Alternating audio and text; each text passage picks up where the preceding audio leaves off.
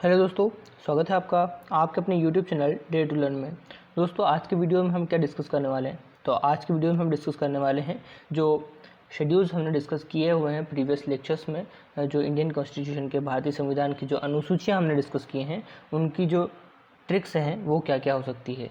तो इस वीडियो में हम देखेंगे कि जो ट्रिक्स हैं इसको हिंदी में भी ट्रिक बनाने की कोशिश की है और इंग्लिश में भी आपको ट्रिक के द्वारा सारी शेड्यूल्स याद करवाने की हमने कोशिश की है। और इस वीडियो में हम देखेंगे कि जो माइंड मैप्स हैं उनको डिस्कशन के साथ समझने की कोशिश करेंगे, उनका कोरिलेशन बनाएंगे। इसके बाद हम लास्ट में देखेंगे कि जो इम्पोर्टेंट एमसीक्यूज़ है, जो शेड्यूल्स हमने पढ़े हुए हैं, उनसे कौन कौन से बन सकते हैं। और इसी प्रकार के एमसीक्यूज़ अगर आप और भी देखना चाहेंगे तो मैं देखना चाहूँगा कि आप इस वीडियो को कितना सपोर्ट करते हैं। उस हिसाब से मैं पर्टिकुलर टॉपिक्स के बहुत सारे एमसीक्यूज़ आपके लिए डिज़ाइन करके लाना चाहूँगा।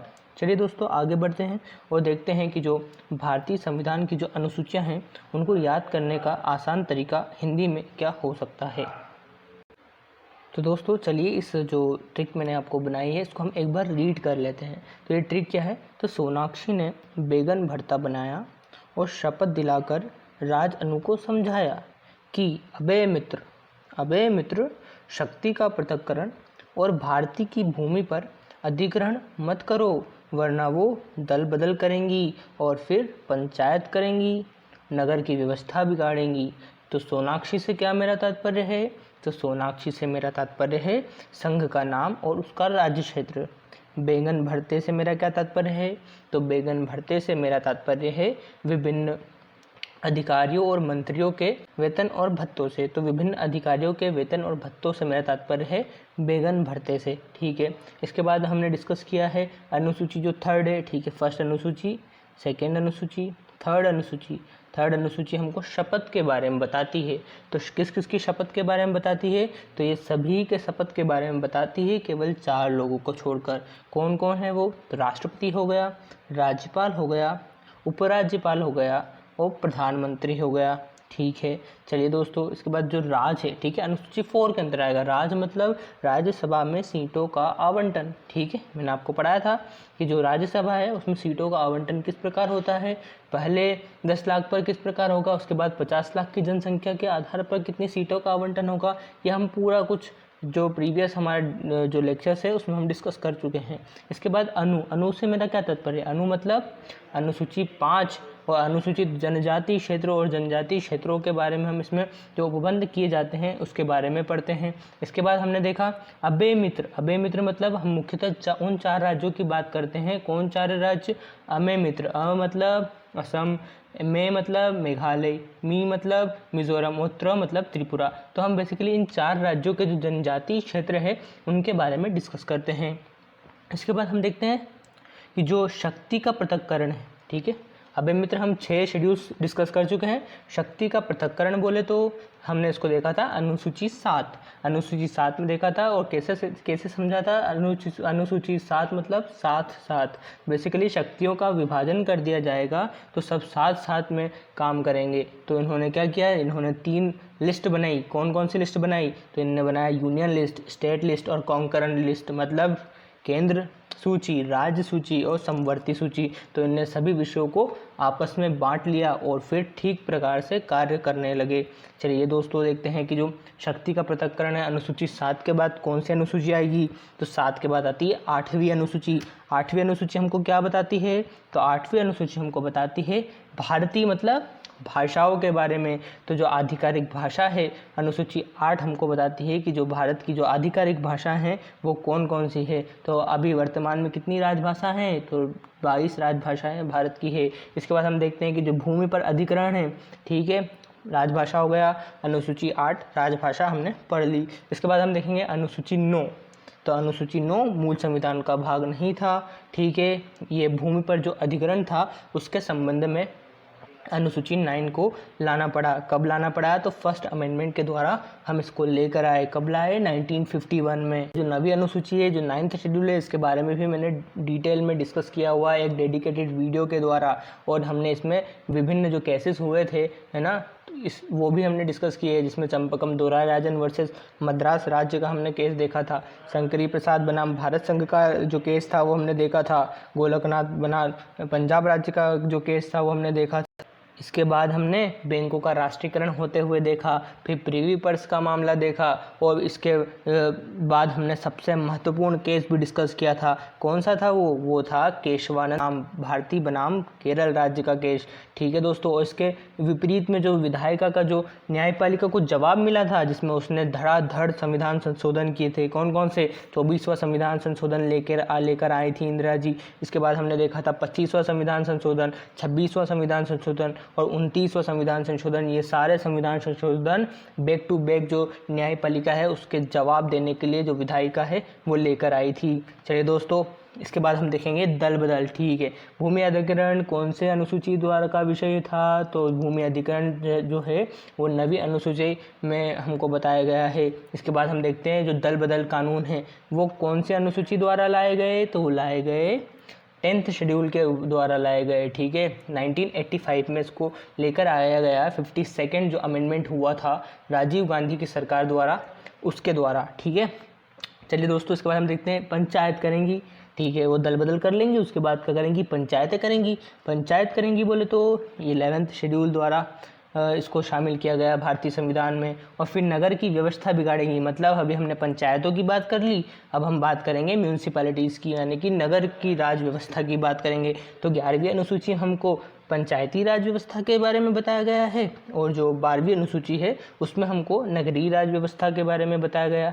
ठीक है दोस्तों, आई गेस आपको थोड़ा बहुत समझ में आया होगा। को एक बार डिस्कस कर लेते हैं ताकि ये दिमाग में जो ट्रिक है ये एकदम छप जाए। तो दोस्तों, जो फर्स्ट चीज़ है इसको हम एक बार रीड कर लेते हैं। ठीक है, इसको हम रीड कर लेते हैं। तो रीड करते हैं, सोनाक्षी ने बैगन भरता बनाया और शपथ दिलाकर राज अनु को समझाया। ठीक है, सोनाक्षी ने बैगन भरता बनाया से हमारा क्या तात्पर्य है? सोनाक्षी मतलब संघ का नाम और उसका राज्य क्षेत्र। ठीक है, बैगन भरता मतलब विभिन्न अधिकारियों जैसे CAG हो गए, राष्ट्रपति हो गए, राज्यपाल हो गए, उन सबके जो वेतन भत्तों का विवरण हमको अनुसूची 2 में मिलता है। इसके बाद जो थर्ड जो शेड्यूल है शपथ के बारे में बताती है। किन किन की शपथ के बारे में बताएगी? सबके शपथ के बारे में बताएगी, लेकिन याद रखना है राष्ट्रपति, उपराष्ट्रपति, राज्यपाल और प्रधानमंत्री के शपथ ग्रहण का उल्लेख अनुसूची 3 में नहीं है। तो अनुसूची 3 क्या बता रही है? शपथ के बारे में बता रही है, विभिन्न अधिकारियों के। अच्छा, राज अनु को समझाया, राज अनु को समझाया, तो राज क्या बता रहा है? तो राज बता रहा है राज्यसभा में सीटों का आवंटन हमको बता रहा है। अनुसूची 4 राज्यसभा में सीटों का आवंटन। अनुसूची 5 अनुसूचित जो जाति है उसके बारे में जो उपबंध है वो हमको अनुसूची 5 द्वारा बताया गया है। ठीक है, ठीक है, ठीक है। सोनाक्षी ने बैगन भरता बनाया और शपथ दिलाकर राज अनु को समझाया। यहाँ तक हमने डिस्कस कर लिया है। चलिए, अब हम देखेंगे इसके आगे की ट्रिक। तो आगे की ट्रिक क्या बता रही है? अबे मित्र, शक्ति का पृथक्करण और भारतीय की भूमि पर अधिग्रहण मत करो। अबे मित्र, शक्ति का पृथक्करण और भारतीय की भूमि पर अधिग्रहण मत करो। अबे मित्र से क्या मेरा तात्पर्य है? तो अबे मित्र में हम 4 राज्यों के बारे में डिस्कस करते हैं, उनके जनजातीय क्षेत्रों के बारे में डिस्कस करते हैं। तो अनुसूची 6 हमको क्या बताती है? असम, मेघालय, मिजोरम, त्रिपुरा के जो क्षेत्र है उनके जनजातीय क्षेत्रों के बारे में जो उपबंध है उसके बारे में बताती है। और अनुसूची 7 हमको शक्ति का पृथक्करण बताती है, साथ साथ रहना सिखाती है। इसमें हमने 3 सूचियों का डिस्कशन किया था, जो केंद्र सूची है, राज्य सूची है और संवर्धित सूची है उसके बारे में। ठीक है, और जो भारतीय है, भारतीय से हमारा क्या तात्पर्य था? तो 22 राजभाषाएं जो आधिकारिक राजभाषाएं हैं भारतीय संविधान में अनुसूची 8 के द्वारा शामिल की गई है। इसके बाद हमने देखा था जो 9th शेड्यूल है इंडियन कॉन्स्टिट्यूशन की, वो हमको बताती है भूमि पर अधिग्रहण के बारे में। ठीक है, तो हमने यहाँ तक जो ट्रिक है वो डिस्कस करी। क्या डिस्कस किया? तो सोनाक्षी ने बैगन भरता बनाया और शपथ दिलाकर राज अनु को समझाया कि अबे मित्र, शक्ति का पृथक्करण और भारतीय की भूमि पर अधिग्रहण मत करो, वरना वो दल बदल करेंगी। ठीक है, वरना वो दल बदल करेंगी और फिर पंचायत करेंगी और नगर की व्यवस्था बिगाड़ेंगी। तो दोस्तों अगर आप जो भारतीय है उसकी भूमि पर अधिग्रहण कर लोगे तो क्या कर देंगी, दल बदल कर देंगी। तो दल बदल कौन से हमारे अनुसूची में शामिल है, तो अनुसूची 10 में दल बदल संबंधी कानून शामिल है। इसके बाद पंचायत करेंगी तो 11वीं अनुसूची का भाग है। नगरीय व्यवस्था बिगाड़ेंगी यानी कि नगर की व्यवस्था, नगर की राज्य व्यवस्था के बारे में हमने किस अनुसूची में चर्चा की थी, तो हमने 12वीं अनुसूची में चर्चा की थी। चलिए दोस्तों अनुसूचियों को मेरे ख्याल से ये रिवीजन हो चुका होगा। चलिए दोस्तों एक बार इंग्लिश में भी इनकी ट्रिक हम देख लेते हैं। देखिए दोस्तों मैंने इसको डिटेल से जो भी हमने डिस्कस किया है वो इन जो 2 स्लाइड्स है उसमें दे रखा है, आप आराम से पढ़िएगा। ठीक है दोस्तों, अब देखें हम इंग्लिश में जो इसकी ट्रिक है वो कौन कौन सी बन सकती है। दोस्तों काफ़ी प्रचलित एक ट्रिक है जो कि इंग्लिश में काफ़ी टाइम से चली आ रही है। तो हम देखते हैं जो टीयर्स ऑफ ओल्ड पीएम, ठीक है, टी बोले तो टेरिटरीज एंड स्टेट्स, ई बोले तो इमोल्यूमेंट्स, इमोल्यूमेंट्स मतलब होता है वेतन और भत्ते, और ए मतलब होता है अफ्रीमेशन एंड ओथ्स। ठीक है, तो फर्स्ट जो शेड्यूल है उसमें हमने टेरिटरीज़ के बारे में डिस्कस किया, सेकंड शेड्यूल में हमने इमोल्यूमेंट्स के बारे में डिस्कस किया, और थर्ड जो शेड्यूल है उसमें हमने विभिन्न जो अधिकारी है उनके जो अफ्रीमेशन है, जो ओथ्स है, ठीक है, उसमें याद रखना है 4 जो लोग हैं उनकी शपथ के बारे में हमने उल्लेख नहीं किया है। ठीक है, जो अगर ये थर्ड वाला जो आप पॉइंट है उसमें 4 लोगों की जो शपथ है, ओथ है, उसके बारे में नहीं बताया गया है। कौन कौन से हैं, राष्ट्रपति, उपराष्ट्रपति, राज्यपाल और प्रधानमंत्री। ठीक है, ये याद रखने योग्य बात है। इसके बाद जो शेड्यूल 4 है उसमें हमने डिस्कस किया था राज्यसभा का सीट एलोकेशन, बोले तो TEARS, टेरिटरीज हो गई, एम्यूलमेंट्स हो गया और अफ्रीमेशन हो गया। इसके बाद राज्यसभा की एलोकेशन हो गई, और एस बोले तो शेड्यूल एरियाज़ हो गया। ठीक है, तो पाँच हमने टीयर्स के मतलब समझ लिए। इसके बाद ऑफ बोले तो अदर ट्राइबल एरियाज़ में हमने अमेय मित्र को पढ़ा है। ठीक है, इसके बाद एफ बोले तो फेडरल लिस्ट में हमने 3 लिस्ट पढ़ी हैं, यूनियन लिस्ट, स्टेट लिस्ट और कॉन्करेंट लिस्ट। इसके बाद हम देखेंगे OLD, ठीक है, ओ मतलब ऑफिशियल लैंग्वेजेस, तो 22 जो ऑफिशियल लैंग्वेजेस है उसके बारे में डिस्कस कर चुके हैं। L फॉर लैंड रिफॉर्म्स के बारे में डिस्कस करना है। D फॉर डिफेक्शन कब लाया गया, तो 52nd अमेंडमेंट द्वारा 1985 में लाया गया। इसके बाद P फॉर पंचायत, ठीक है, PM मतलब पंचायत एंड म्यूनसिपैलिटीज़। पंचायत जो है वो 73rd जो अमेंडमेंट है 1992 में किया गया था, उसके द्वारा लेकर आया गया पंचायती राज व्यवस्था। ठीक है, इसके बाद म्यूनसिपैलिटीज़ जो नगरीय राज व्यवस्था है वो हमने इस्टेब्लिश की 74th जो अमेंडमेंट है 1993 में मोरारजी सरकार द्वारा किए गए थे उसके द्वारा।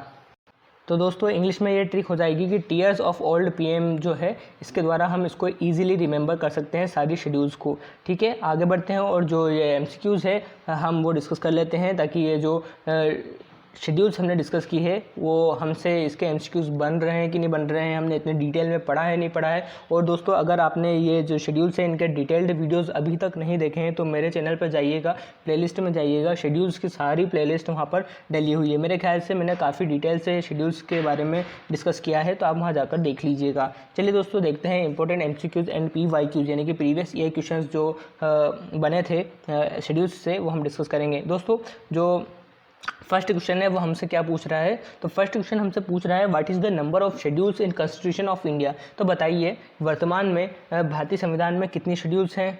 तो वर्तमान में भारतीय संविधान में 8 नहीं 12 अनुसूचियां हैं। ठीक है, तो वर्तमान में जो भारतीय संविधान है उसमें 12 अनुसूचियाँ हैं। मूल संविधान में 8 अनुसूचियाँ थी, लेकिन हमने समय समय पर संविधान संशोधन किए और जो अनुसूचियाँ हैं उनकी संख्या बढ़कर 12 हो गई। चलिए दोस्तों नेक्स्ट क्वेश्चन देखते हैं। नेक्स्ट क्वेश्चन हमसे क्या पूछ रहा है, तो नेक्स्ट क्वेश्चन हमसे पूछ रहा है which schedule of Indian constitution contains languages. तो बताइए कि जो भारतीय संविधान है उसमें कौन सी जो अनुसूची है वो भाषाओं के बारे में हमसे पूछती है। तो बताइए कौन से अनुसूची में है, तो अनुसूची 8। ठीक है, आधिकारिक भाषाओं के बारे में हमसे पूछती है कितनी आधिकारिक भाषाएं हैं, तो 22 आधिकारिक भाषाएं हैं, तो जो हमको 8th शेड्यूल में देखने को मिलती है। चलिए दोस्तों थर्ड क्वेश्चन क्या पूछ रहा है, तो थर्ड क्वेश्चन हमसे पूछ रहा है कि बताइए the 9th schedule was introduced in constitution of India during the prime ministership of. तो बताइए ये सिंपली क्या पूछ रहा है कि बताइए जो 9th शेड्यूल है, जो 9वीं अनुसूची है,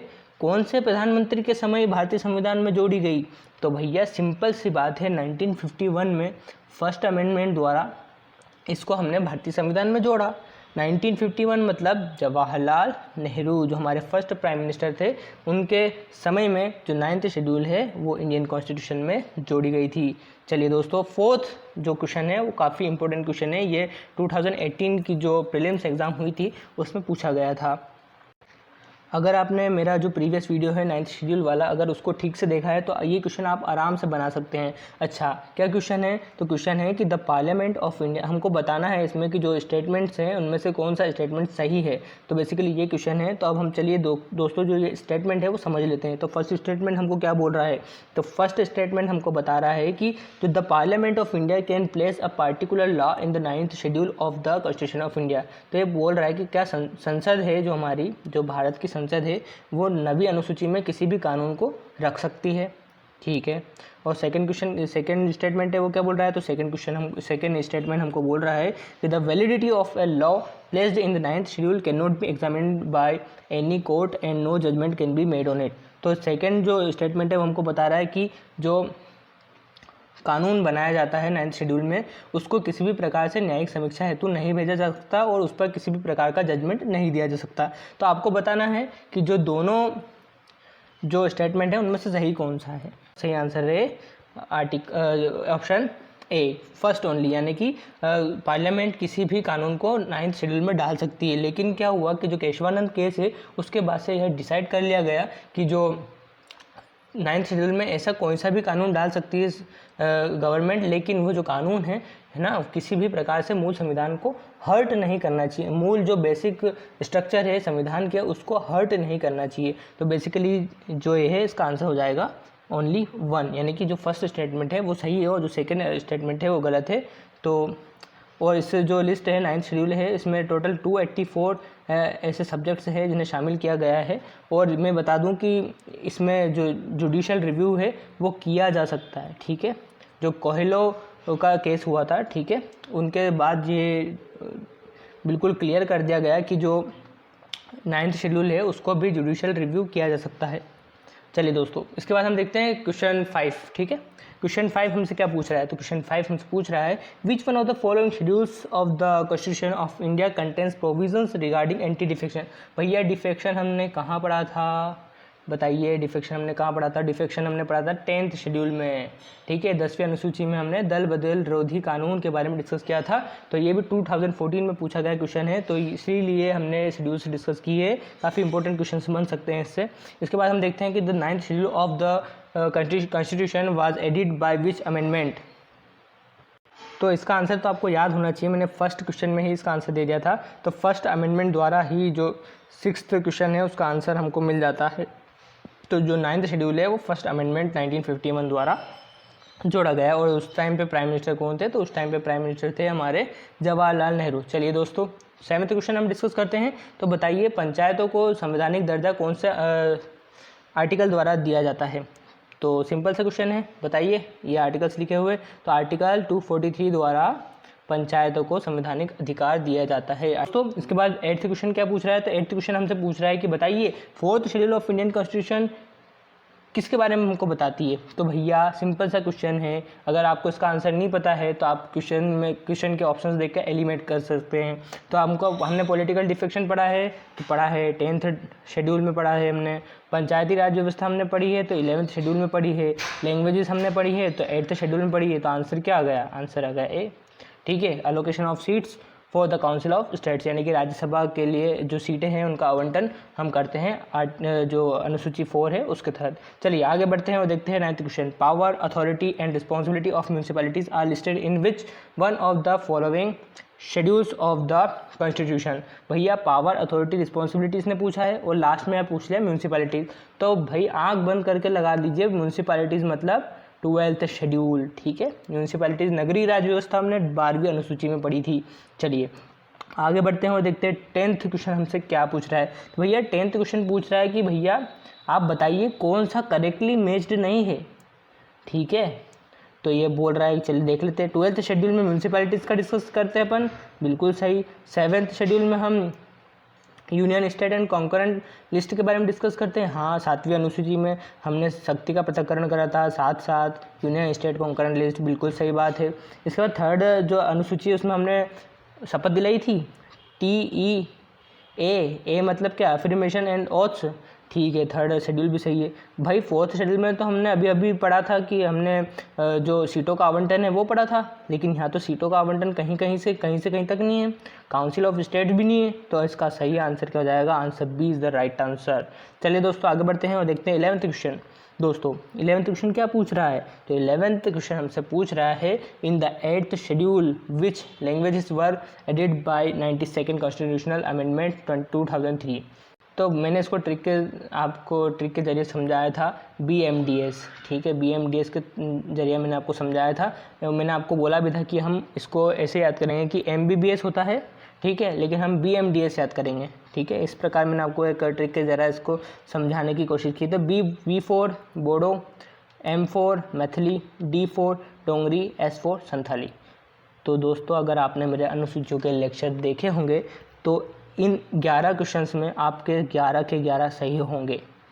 और इसके बाद अगर आप चाहते हैं कि अगर आपने इस वीडियो को सपोर्ट कर दिया तो मैं और भी MCQs लेकर आऊँगा और बहुत अच्छे अच्छे टॉपिक्स मेरे आपके लिए प्रिपेयर कर सकता हूँ। तो इसी तरह के और भी वीडियोज़ के साथ बने रहिए आपके अपने चैनल डेयर टू लर्न में, ठीक है। मिलते हैं फिर नेक्स्ट वीडियो में, अपना ख्याल रखिए, थैंक यू।